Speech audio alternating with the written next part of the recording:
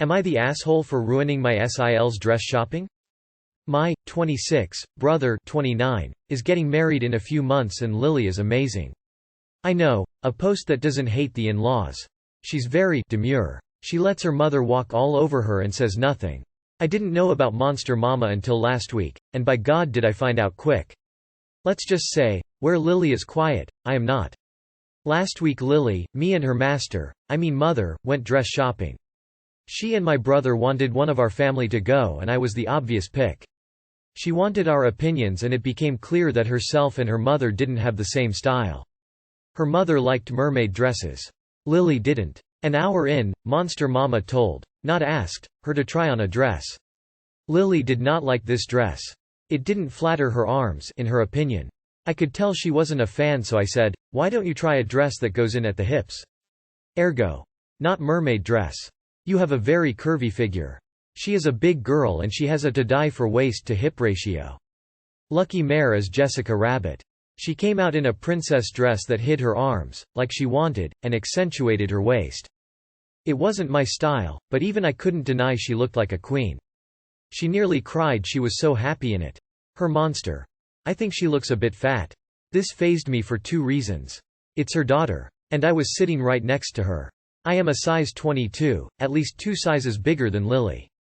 But, I held it in. After she told her to get a different dress, Lily came back out in another mermaid dress. Lily'd completely given up. Her mother wouldn't stop saying, this is the dress. I asked if Lily liked it. She didn't like that her arms were out. Her mother said, it isn't your arms you need to worry about, and gestured to her belly. It wasn't flat, sure, but the cheek of this woman.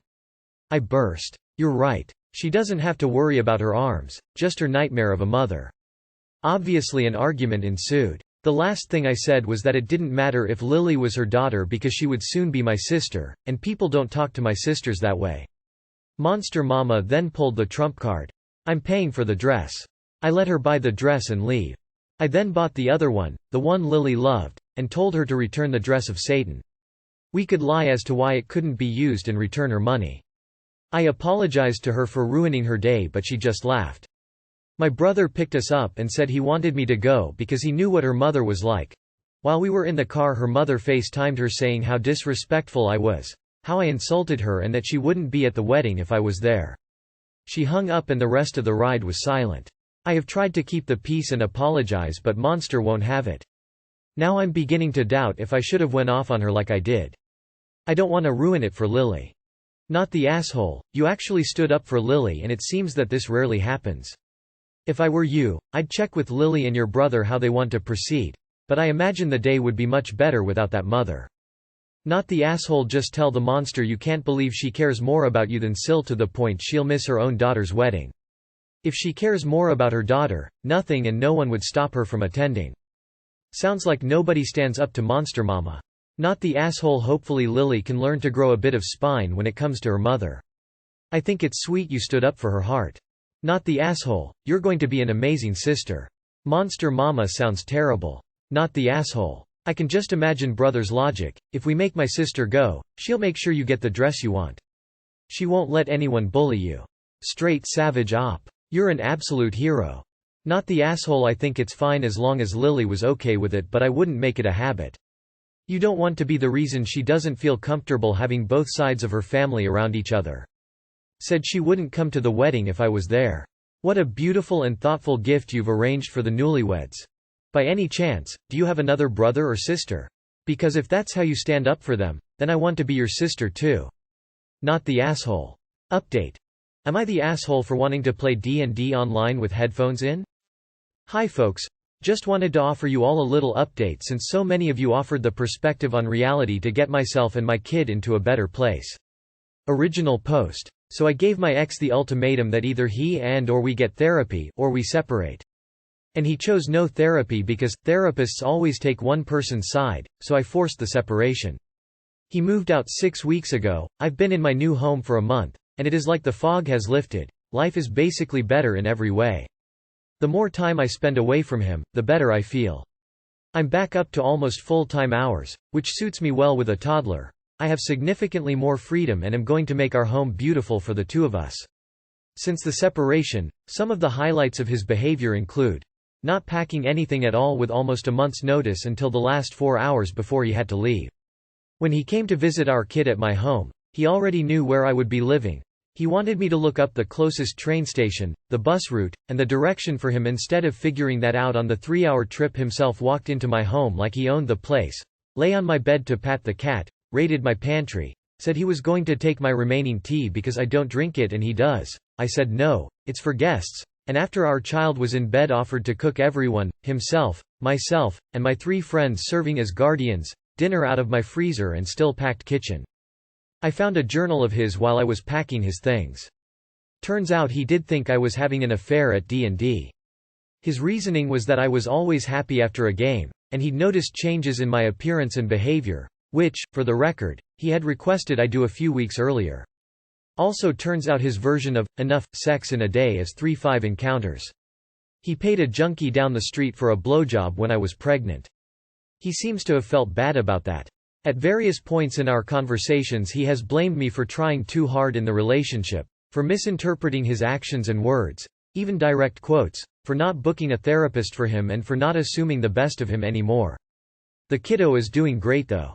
She hasn't actually noticed his absence at all and is having the best time in the new house. I'm also going to turn the dining room into a Dungeons and Dragons and dining room, because I can.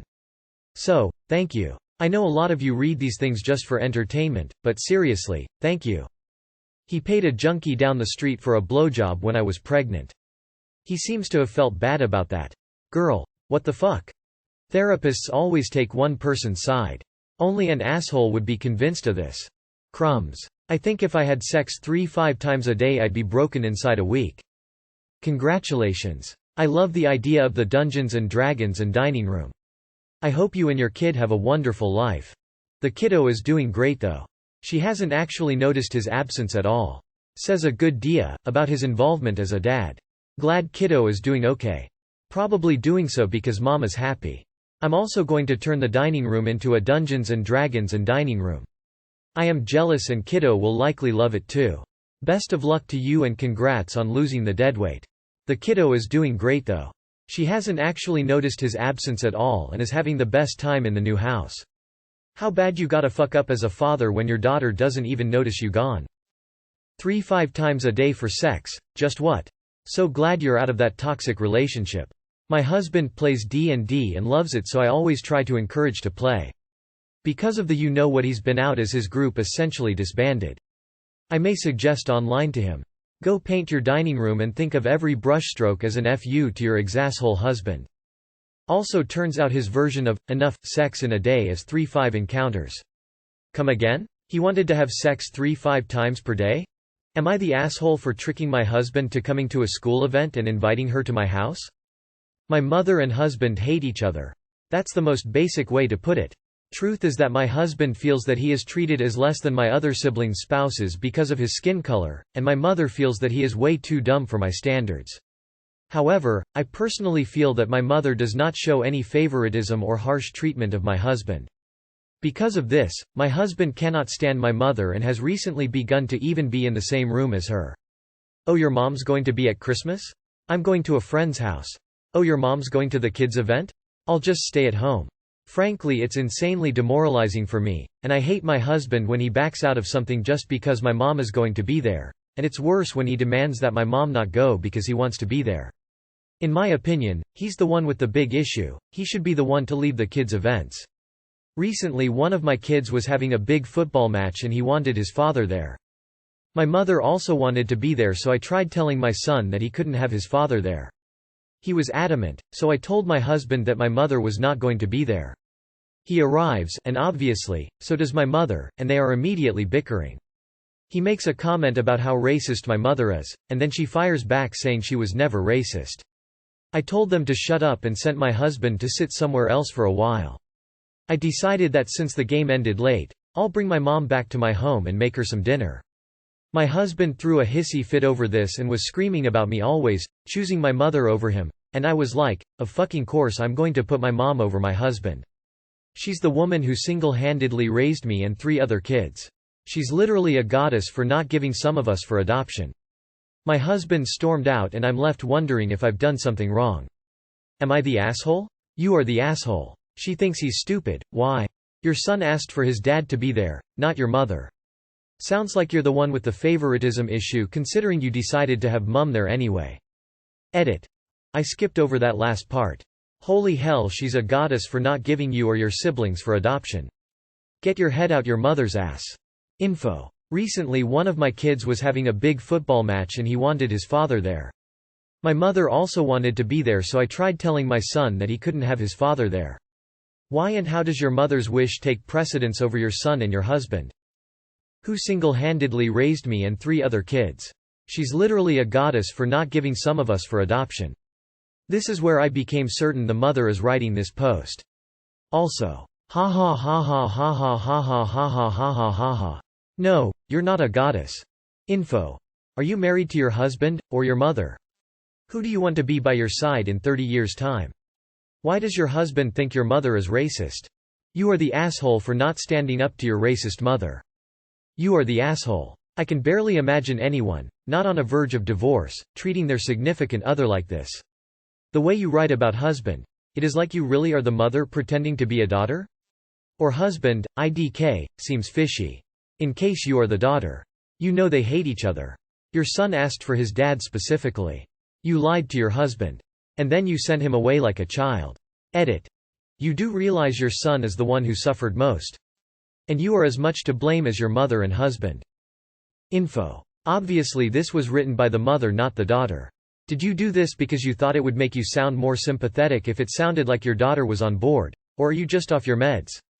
You are the asshole. You deliberately did a bait and switch. Inviting your mother to your son's game.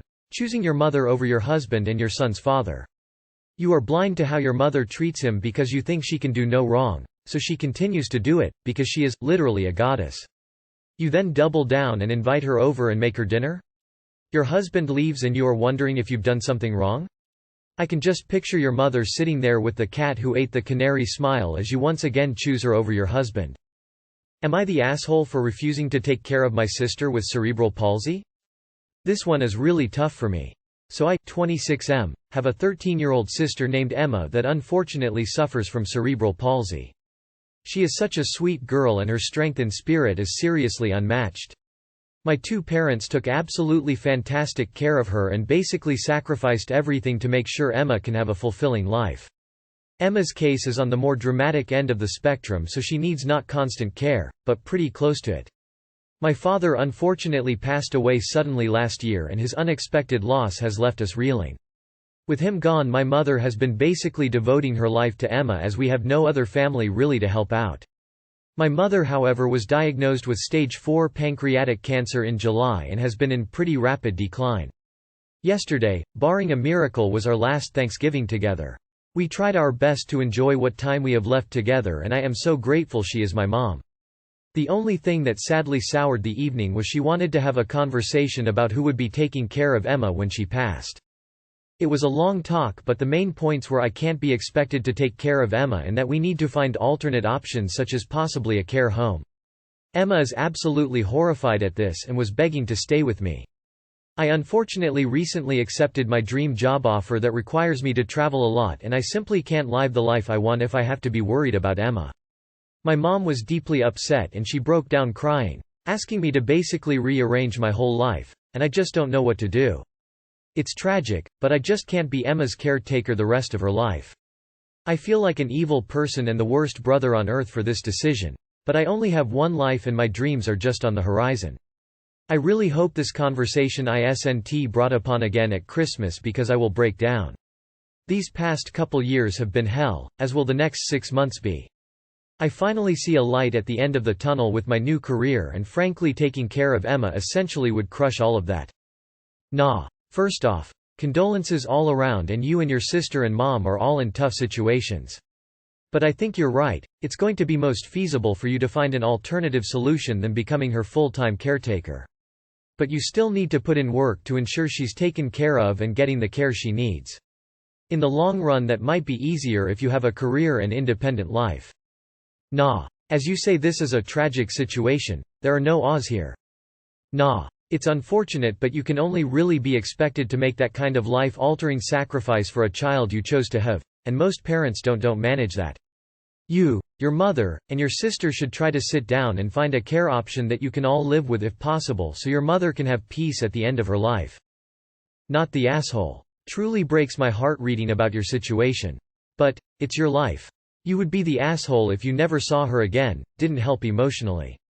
I think even helping financially is a big debate, but don't want to split hairs there. IDK. This situation just feels like one of those situations where kids are conceived to donate blood, organs to their ill, older sibling. Not the asshole. Fostering and kinship care are very romanticized in our culture. The truth is, it is hard AF. And there are those who are gifted with the ability to do it and those who are not. If someone is not gifted with this ability, the stress on them will build and build to a breaking point. At that point, no one wins. I think that it's good that you know what you know about yourself now. I am deeply sorry for the loss of your dad and the impending loss of your mom. I truly hope for a solution to this that blesses both you and your sister. Could you afford to take your sister in and hire a caretaker while you are away? She would still live with you and see you when you're home, but have a live-in caretaker while you travel. If it is possible, you and your sister work together to find someone, because since your sister's been living with your parents, to send her to some facility would devastating to her mentally and would set her back. This is just a suggestion though. Nah. This is so shitty for you, your mom and your sister. I am so sorry. I have no advice except to reassure you that you are absolutely not an asshole, and this doesn't not mean anything about how much you love your sister. Your family should seek out professionals or organizations that have experience walking families through these sorts of situations and helping you all form a plan. Because you are not the first family to face this kind of no-win situation. I'm so sorry. No assholes here. I've always hated when parents expect their children to take care of their disabled siblings when they pass away. They've already given so much and had to sacrifice so much because throughout their childhood they had to sacrifice things cause their siblings disabilities, and to expect them to take care of them in their adult life when they should be making their own way through life without the weight of another responsibility. It should be acceptable to take them to a care facility that's what they're for. Yes, op should visit and stuff, but can't be expected to sacrifice the rest of their life.